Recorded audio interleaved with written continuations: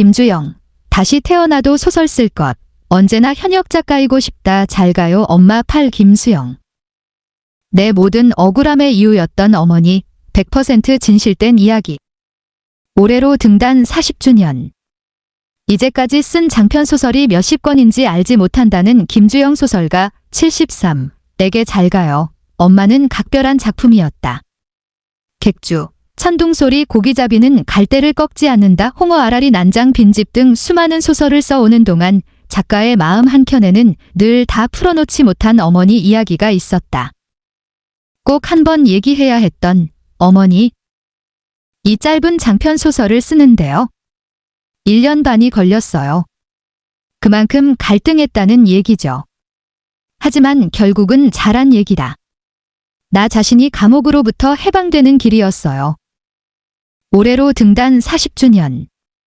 이제까지 쓴 장편소설이 몇십 권인지 알지 못한다는 김주영 소설가. 73. 내게 잘 가요 엄마는 각별한 작품이었다.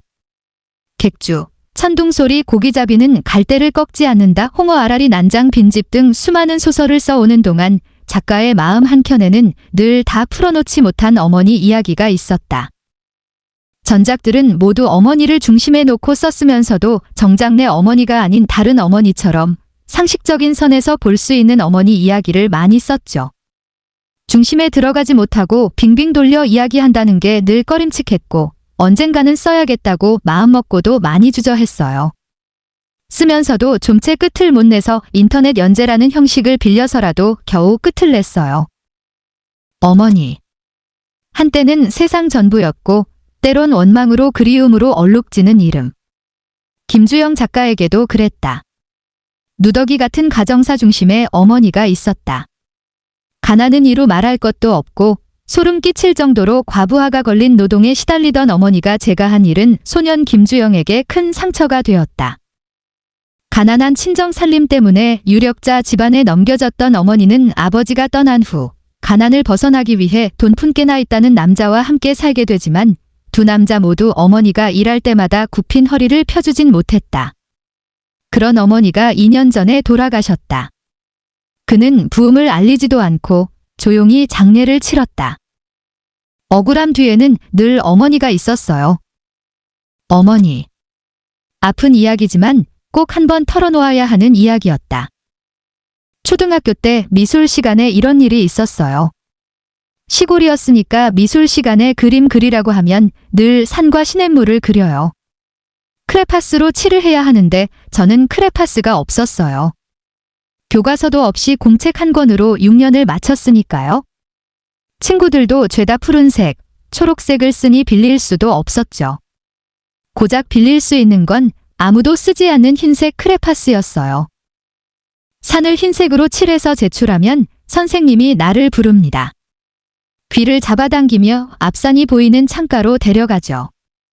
저게 무슨 색깔이냐? 파란색입니다. 근데 이놈아 너 왜 흰색 칠했어? 양쪽 귀를 잡아당기면서 벌을 주죠. 하지만 파란색인 줄 알면서도 흰색을 칠한 내 사연이 있을 거 아닙니까? 그 나이 때는 내 사연을 조리 있게 말할 능력이 없었어요. 억울하지만 얘기할 수 없어서 울어버립니다. 그런 억울함 뒤에 항상 어머니가 있었어요.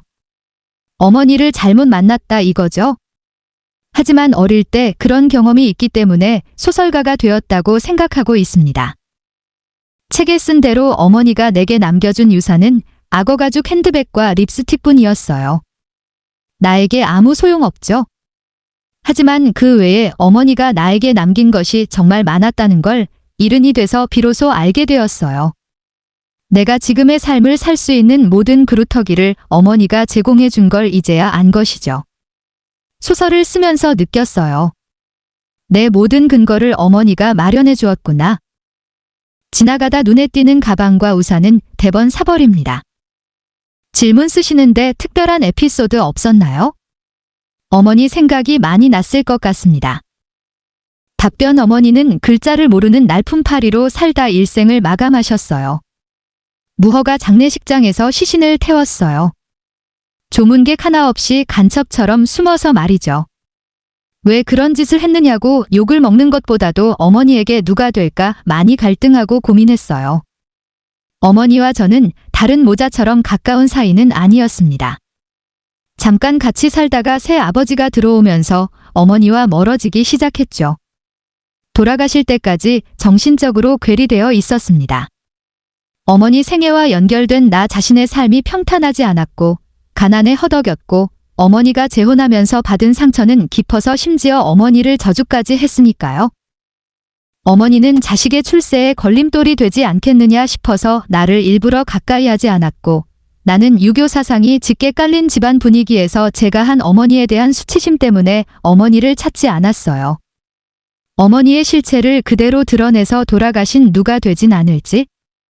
그런 고민을 하느라 소설을 쓰는데 오래 걸렸습니다. 내가 40대, 50대만 됐어도 누더기 같은 가족사를 쓰지 못했을 겁니다. 내가 70이 넘고 산전수전 다 겪었기 때문에 참여하는 기분으로 마음의 감옥에서 벗어나는 기분으로 소설을 썼습니다. 질문 탈구하고 나서는 후련했나요? 답변 그동안 어머니 얘기가 가슴속에 꽉 차 있어서 다른 이야기가 마음에 들어오지 못했어요. 다시 소설을 쓰려면 가슴속에 빈방이 있어야 에너지를 채울 텐데 자꾸 어머니 얘기를 숨기느라 그 여지가 없었죠. 그래서 쓰고 난 뒤에 정말 후련했고 새로운 에너지를 공급받을 수 있는 방이 하나 생겼습니다. 그런 의미에서 소설의 성공 여부에 관계없이 잘한 일이구나 싶어요. 질문 소년이 훔친 돈으로 사탕을 사는데 생각지도 못하게 많은 사탕을 주죠. 처음으로 가진 내 것이었는데 그 부피를 감당하지 못해 사탕이 손 밖으로, 옷 밖으로 줄줄 새어나가는 장면이 인상적이었어요. 처음으로 가진 내 것, 내 것이라고 하면 눈물 나는 것, 선생님께는 무엇이었나요? 답변 최초로 내 것으로 생각한 게 그 사탕 봉지입니다. 꼭 그 사건에서 비롯된 일은 아니겠지만 항상 많은 욕심을 부려서는 안 되겠구나 생각했습니다. 젊은 시절, 혈기왕성하던 때 신문 연재소설을 많이 썼어요. 그 돈을 집에다 가져다 주지 않았습니다. 전부 가난한 문인들에게 밥 사주고 술값 내는 데에 썼습니다. 여전히 그래요. 인색하지 않게 했습니다.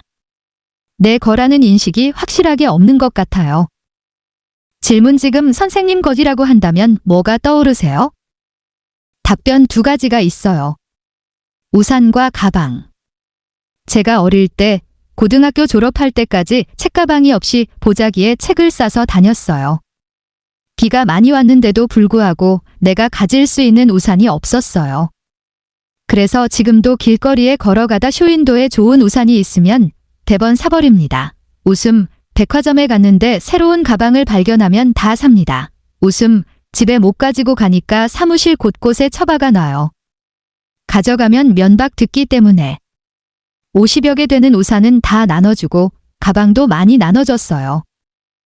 집에 손님이 오면 보통 무슨 음식을 좋아하느냐고 묻잖아요. 저는 내가 좋아하는 음식, 내가 먹고 싶었던 음식을 차립니다. 그 사람들이 먹든 안 먹든 상관없이 상다리가 부러지게 차려놔야 직성이 풀리는 거죠. 책가방 없이 학교 다니고 가난하게 살았던 너무나 먹고 싶었던 음식이 많았던 시절에 대한 보상심리가 아닐까 싶어요. 다시 태어나도 글을 쓸 거예요. 질문 글쓰기라는 게 예나 지금이나 돈 버는 일이라기보다 배고프기 쉬운 일에 가까운데요. 배고프고 외로웠던 소년에게 글쓰기는 무엇을 주었나요? 답변 제가 어렸을 때 열등생이었어요. 머리도 나빴지만 공부할 수 있는 여건도 갖춰지지 않았죠. 중학교까지 겨우 졸업하고 고등학생이 되니 누가 일러주지 않아도 스스로 고민하게 되었어요. 나에게도 장래가 많이 남아있는데 뭘 하면서 살아갈까? 내가 잘할 수 있는 게 도대체 뭔가? 수학도 못해. 그림도 못 그려. 잘하는 게 없지만 글 쓰는 게 참 좋다. 그 일에는 내가 익숙해져 있다. 나를 가장 편안하게 해주는 일이 글쓰기였습니다. 중학교 졸업할 때까지 완전히 외톨이였습니다. 누구도 놀아주지 않았어요. 나도 따라다니지 않았고요. 외롭게 사는 아이가 할 수 있는 일은 글 쓰는 일 아니겠어요? 교과서를 베끼기도 하고 뭔지 모르면서 계속 썼던 거죠. 내가 외로워진 원인에는 어머니도 있었죠. 그 어머니 덕에 내가 글을 쓰게 된 거죠. 그걸 뒤늦게 알게 됐어요. 난 다시 태어나도 글을 쓸 거예요. 소설이 잘 팔리든 안 팔리든 상관없어요. 내 모든 열정을 바칠 수 있는 것은 이것이라고 생각하기 때문에요. 오늘도 점심을 냉면집에 갔는데 은행장을 하셨다는 분이 인사를 해요. 그 사람이 내 밥값을 다 내고 갔어요. 사소한 거지만 난 그런 분들에게 대접받은 거라고 생각해요. 내가 글을 쓰지 않았다면 그분에게 이런 대접을 받을 수 있었겠습니까? 질문글을 쓰면 계속 배가 고프고 계속 외로울 수도 있는데 그런 것에 대한 두려움은 없었나요? 답변 내가 이게 익숙하고 내 열심을 여기다 쏟아 부을 수 있겠다 싶었죠. 이게 내가 가장 잘할 수 있는 일이고 내 열정을 부을 수 있다면 그걸로 만족하는 거죠. 내가 될까? 이런 시시한 것에 열정을 바쳐서 될까? 내가 할 일이 많을 텐데 이런 데 집착해도 될까? 의심하고 이러면 아무것도 못하죠. 전혀 의심하지 않았습니다. 우리가 점심때 짜장면을 먹을까 우동을 먹을까? 6, 7,000원짜리 점심 먹는데도 상당한 고민하지 않습니까? 고민은 그 정도 하면 됐죠. 웃음. 질문글을 써야겠다고 딱 마음을 먹었을 때 어떤 글을 썼는지 혹시 기억나나요? 답변 고등학교 때 시를 썼어요. 대구에서 학교에 다녔는데 그 신문 학생시단에 동시 비슷한 걸 써냈어요. 대개 보면 골목길에 사는 사람들 이야기였어요. 질문 객주의 원형이네요.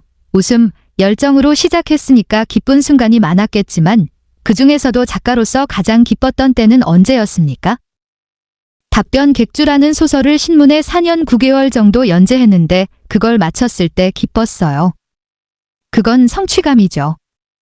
그 후에 제가 전국의 장터를 순회했는데 가방에 카메라와 망원경, 메모할 수 있는 수첩을 넣고 다녔어요. 맨날 엉뚱한 데 다니면서 사진도 찍고 멀리 있는 걸 망원경으로 보고 다닐 때였는데 그때 한참 간첩이 많이 왔다 갔다 한다던 시절이었어요. 한 번은 경찰이 총 겨누고 경찰서에 끌고 가서 1시간 반 동안 신원 조사를 받았습니다. 당시 소설을 연재하던 서울신문사 관계자가 와서 신분을 확인해줘서 풀려났는데 그때 참 기뻤습니다. 웃음. 역마살의 사주. 어떤 사람을 만나도 두려움이 없다. 5년간의 자료 수집, 3년의 장터 순례, 200여 명의 취재, 4년 9개월간 서울신문에 인기리에 연재된 객주는 김주영 소설가에게 기일 위의 작가라는 별명을 붙여주었다. 조선 후기 보부상의 삶과 애환을 담은 9권짜리 대하소설은 긴장감 넘치는 이야기, 장터의 생생함과 토속적 색채가 고스란히 그려져 독자들에게 많은 사랑을 받았다. 장터는 김주영 작가에게 특별한 공간이다. 지금도 그 인연으로 상주 홍보대사를 비롯 사단법인 장날을 만들어 재래시장의 활성화를 위해 애쓰고 있다. 질문 상주 홍보대사, 문화예술위원회, 장날까지. 소설 쓸 때 빼고는 항상 움직이고 계시는데요. 웃음. 답변 며칠 전에 시간이 나서 인사동에 갔어요. 쌈짓길에 갔더니 사주 보는 곳이 있습니다. 어떤가 싶어서 봤죠. 웃음, 사주를 보니까 평생 움직여야 살 수 있대요. 그래야 돈이 들어온다. 그 돈이 들어옴과 동시에 나간다. 너한테 고여있을 사유가 없다. 이런 얘기를 하더라고요.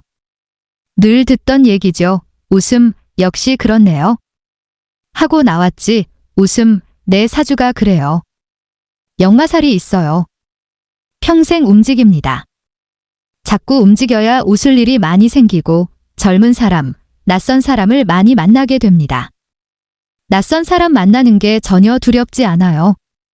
워낙 많이 돌아다녀서. 어떤 신분의 사람이든지 두렵지 않아요. 질문 사람 말고 두려워하시는 건 무엇이 있나요? 답변 호랑이인데 호랑이는 지금 없으니까 괜찮습니다. 웃음. 질문 혹시 마감 같은 건 두렵지 않나요? 답변 두렵지 않습니다. 제가 소설 이외에는 글을 안 씁니다. 스트레스 받거든요. 10장을 쓰나 1장을 쓰나 스트레스 받는 건 똑같아요. 최근 경북 울진군에서 옛 보부상길이 발견되었다는 소식이 왔다. 김주영 소설가가 한 걸음에 달려가 보니 소설 한 권이 나올 만한 자료와 흔적이 남아 있었다. 경북 울진군에서 창작할 공간을 지원받고 틈틈이 울진에 내려가 객주 10권을 다시 쓰는 중이라고 했다. 멀리 떠난 보부상의 정착기가 될 이야기라고 했다. 질문 예전의 객주에는 한자 말도 많고 지금 안 쓰는 말도 있잖아요. 이번에 새로 쓰는 객주 10권은 문체나 단어들이 예전과 많이 바뀌겠네요.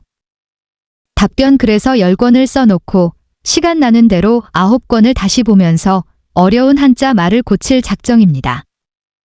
질문 10권을 쓴다는 것, 작가님께는 어떤 의미인가요? 답변 신문에 연재할 때 4년 9개월 하다 보니 너무 지겨운 거예요. 그만 쓰자고 내가 제안했어요. 신문사는 계속 쓰자고 했는데 도저히 내가 못 쓰겠다고 내가 빌어서 중단한 거거든요. 웃음. 그래서 다시 쓴다 생각하고 주인공이 죽거나 병들거나 하지 않고 어디 멀리 가는 걸로 끝을 냈어요. 나중에 한두 권 더 채워야겠다 생각하고 송파에서 아래쪽으로 내려간다고 설정했거든요. 울진의 보부상 길을 조사해보니 한 권 정도의 소설을 쓸 수 있는 흔적이 남아 있어서 새로 하나를 쓰기보다 붙여 쓰는 게 더 괜찮겠다 싶었어요. 질문지필 시작하셨다고 들었는데 10권은 언제쯤 볼 수 있나요? 답변은 내년 3월, 4월쯤 나올 것 같아요. 전 한번 손댔다 하면 군소리 없이 씁니다. 나한테 그런 저력이 있구나 스스로 확인시키기 위해서 쓰는 셈이죠. 86살의 현역 작가, 그런 소설가 되고 싶어. 질문 그렇게 부지런히 움직이시고 계속 왕성히 창작하는 힘은 어디에서 나오나요? 웃음. 답변 다른 사람들보다 제가 많이 움직입니다. 또 기쁜 마음으로 삽니다. 절대로 화내지 않습니다. 다른 사람하고 잘 안 싸워요. 보통 저보다 나이 어린 사람들과 놀고 돌아다니고 술 먹죠. 기름진 음식도 잘 안 먹습니다. 대신 술은 멈추지 못하고요. 웃음. 질문 사무실 가까운데 대학교가 있어서 대학생들도 자주 보실 텐데요. 혹시 젊은 청년들에게 해주고 싶은 말이 있으시다면요? 답변 없어요. 제가 어쩌다가 3년에 한 번씩 주례를 설 때가 있어요. 등 떠밀려서 할 수 없이 주례를 서는데요. 요즘 신랑 신부를 보면 나이가 적든 많든 간에 참 똑똑한 사람들입니다. 나보다 많이 배웠고 똑똑하고 유학도 많이들 갔다 왔죠. 그런 사람들 앞에 내가 잘난 척하고 이래라 저래라 말한다는 게 우습죠. 이 사람은 주례를 세워놨더니 이런 소리를 하네 이럴 겁니다. 웃음. 그냥 딱 이 정도 얘기만 합니다. 내가 당신에게 해줄 수 있는 얘기는 딱 2가지다. 당신보다 세상 경험이 많다는 점에 비추어 보자면 절대로 비난하지 마라. 비난할 일이 있다면 결혼 전에 해라. 후회는 절대 하지 마라. 여자친구가 방귀를 뀌면 넌 정말 굉장한 여자다. 어떻게 방귀에서 구린내가 안 나고 향기가 나느냐? 맘대로 끼어라 하던 사람도 결혼하면 너 방귀 뀌려면 친정 가서 끼고 와 하곤 한다. 비난은 애정을 식게 하고 두 사람에게 나쁜 영향을 끼친다. 그리고 사소한 것에 주목해라. 아무렇지도 않은 것에 주목해라. 윗집에서 보면 방바닥이 아랫집에서 보면 천장이다. 그런 사소한 것이 삶에서 큰 차이를 만든다. 이 정도 얘기를 하죠? 질문문의 창작 강의 같은 건 하지 않으시나요? 제안을 많이 받으셨을 것 같은데? 답변 내가 뭘 안다고. 제 소설밖에 못 쓰는 놈이 이것 써라, 저것 써라 말할 수 있습니까? 소설은 그렇게 말한다고 쓸 수 있는 것도 아닙니다. 타고나야 합니다. 견딜 수 있는 타고남. 그게 70%예요. 자기가 계획했던 분량의 소설을 쓸 때까지 의자에서 엉덩이를 떼지 않는 것, 그게 소질입니다. 내용이 시시해도 좋아요. 그만한 분량을 쓸 때까지 내가 자리에 얼마나 앉아 있었나. 그걸 보면 돼요. 그럼 내가 타고났는지 아닌지 알 수 있지요. 질문 나머지 30은? 답변 노력이죠. 김주영 작가의 서재. 젊은 시절 모습을 그린 초상화, 호랑이 그림이 눈에 띈다. 질문 어머니라는 걸 써서 마음의 빈방을 만들었잖아요. 지금은 객주를 쓰고 계시지만 최근에 생긴 관심사라면 무엇이 있을까요? 답변 지금까지 써왔던 잘가요. 엄마 빈집 홍어는 가족들을 중심으로 한 얘기죠. 내가 다음에 쓸 것은 사회적으로 억압받는 사람들 이야기. 의지와 상관없이 억압받는 사람들 이야기를 쓰고 싶어요. 질문 긴 시간, 꾸준히 소설을 써오셨어요. 소설을 쓰면서 나이 들어가는 일, 어떻게 다가오나요? 답변 근력은 20대, 30대보다 딸리지만 그런데도 소설을 이렇게 써내고 앞으로도 계획이 있다는 것에 스스로 만족합니다. 언제 죽을지 모르겠지만 죽는 날까지 내 손에서 글 쓰는 것을 놓지 않겠다는 결심을 하고 있다는 데에 스스로 자긍심이 있어요. 술이 심한데 자제해야겠다고 생각하는데 잘 안 된다는 것, 웃음, 그게 제일 문제죠. 그 외에는 다른 걱정 같은 건 없고요. 앞으로 적어도 4권 이상의 소설은 써야 하지 않겠나 생각합니다. 질문 저는 학창시절 때 선생님 작품을 처음 읽었는데요. 이렇게 졸업하고 사회에 나와서도 선생님의 새 작품을 계속 볼 수 있어서 독자로서도 정말 기쁩니다. 답변 선배들이 조로하고 빨리 늙는 걸 봐왔어요. 그런 걸 깨보려는 생각이 있죠. 얼마 전에 도서전 때문에 남미에 갔다가 86살의 어떤 작가가 상을 받는 걸 봤어요. 그쪽에서 유명한 소설가인데 80 넘어서 쓴 소설이 5권이나 된대요. 1년에 1권씩 쓴 거죠. 아주 정정하더라고요. 그런 사람이 되고 싶어요. 웃음.